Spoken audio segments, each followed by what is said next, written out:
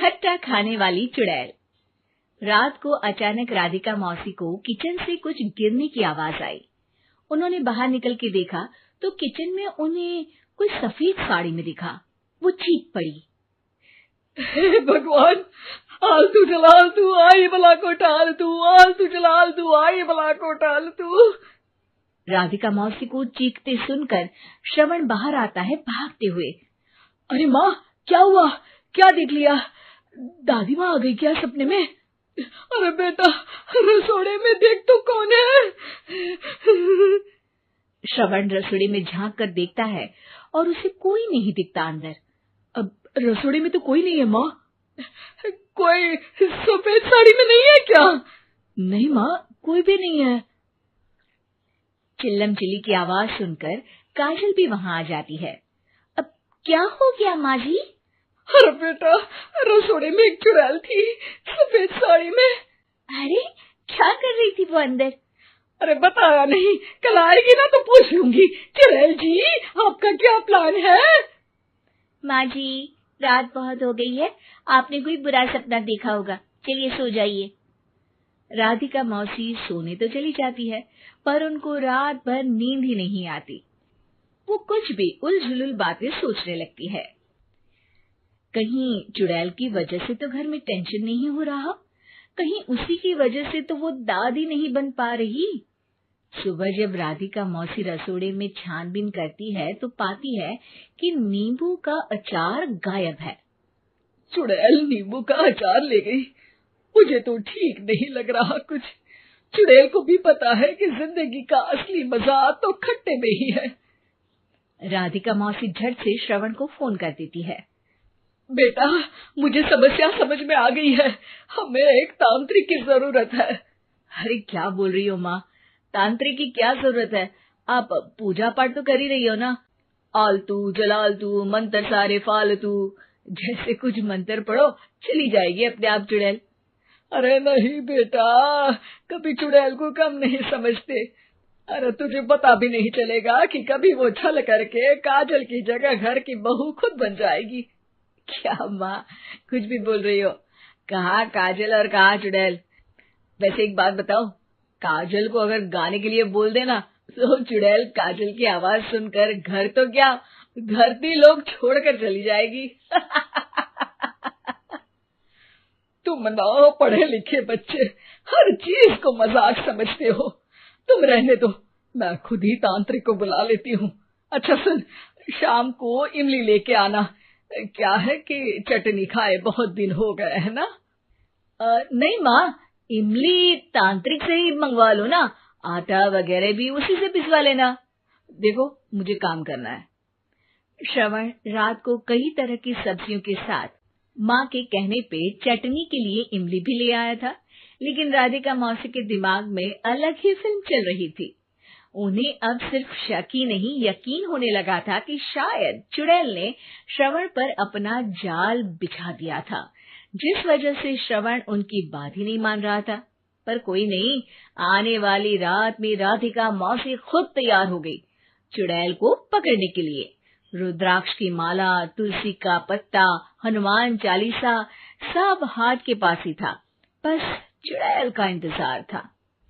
और जैसा राधिका मौसी ने सोचा था वैसा ही हुआ। वो चुड़ैल उस रात भी आई, पर वो राधिका मौसी से तेज निकली और राधिका मौसी के उससे पकड़ने के पहले ही वो भाग खड़ी हुई।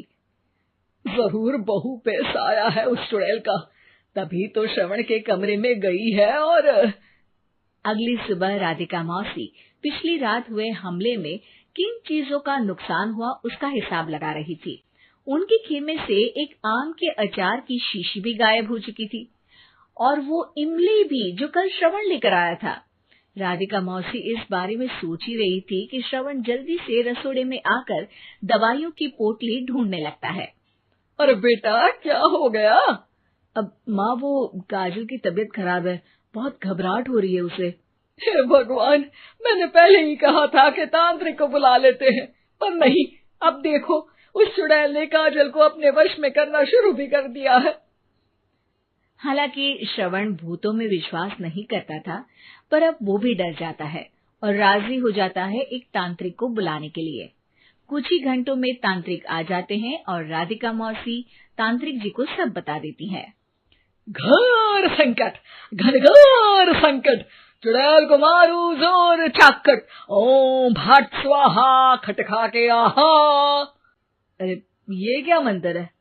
मेरे खुद के ओरिजिनल मंत्र है, कल रात को ही लिखे हैं, अच्छे लगे तो दाद चाहूंगा। एक और मंत्र सुनो। अर्ज किया है आब्राकडाब्रा, दिल्ली बम्बई आगरा, चंदा मामा सोवरले सुरन मामू जारा। ये मंत्र है? अरे कोई 40 वालीसा पढ़ो ना। वक्त कम है, 40 नहीं पड़ेंगे, 20-25 में काम चलाना पड़ेगा। अलग निरंजन जाके लंदन, मुफ्त का मंजान घिस मेरे नंदन। अरे जल्दी करो तांत्रिक जी, जल्दी करो। तांत्रिक अपने उल झलूल मंत्र पढ़ने लगता है। श्रवण को तांत्रिक पे शक होता है। वो अपने एक डॉक्टर दोस्त को कॉल कर देता है ताकि कोई अनहोनी हो तो इमरजेंसी में चीजें मैनेज हो जाए। तांत्रिक धुनी रमाता है, जिसकी वजह से कमरे में काफी धुआं हो जाता है और जिसकी वजह से बहू की घबराहट बढ़ जाती है। अब भागेगी चुड़ैल। हाँ। बहू खांसते हुए धुएं से बचने के लिए बाहर चली जाती है। अरे भाग रही है, भाग रही है। पीछे पीछे श्रवण भी जाता है। बहू एक सोफे पर बैठ जाती है। तभी डॉक्टर दोस्त आ जाते हैं और श्रवण को पानी लाने के लिए कहते हैं। थोड़े चेकअप के बाद डॉक्टर कहते हैं, मेरे हिसाब से जाप का काम पूरा हो गया है। क्या मतलब? अरे कुछ भी नहीं माँ, कोई चुड़ैल नहीं है, खुशखबरी है, अब दादी बनने वाली है। मगर वो सब अचार के डब्बे। श्रवण दोनों अचार के डब्बे अपनी माँ को दिखाता है, जो कि उनके बिस्तर के नीचे छुपे हुए थे। आपने सही बोला था माँ, वो चुड़ैल काजल ही थी जो खट्टा खा रही थी। हमें कल ही पता चला, पर हमने आपको ये तांत्रिक वाला काम करने दिया ताकि आपको भरोसा हो जाए कि भूत वगैरह कुछ होता ही नहीं। अच्छा अच्छा, ये तो बड़ी खुशी की बात है, पर बेटा मुझे एक झाड़ू तो ला दे। क्यों माँ? ये तांत्रिक का भूत उतारती हूँ मैं। अब तांत्रिक राधा मौसी के डर से घर से भाग निकलता है और राधा मौसी उसके पीछे भागती है। अरे संकट ये घनघोर है, तांत्रिक मुआ चोर है।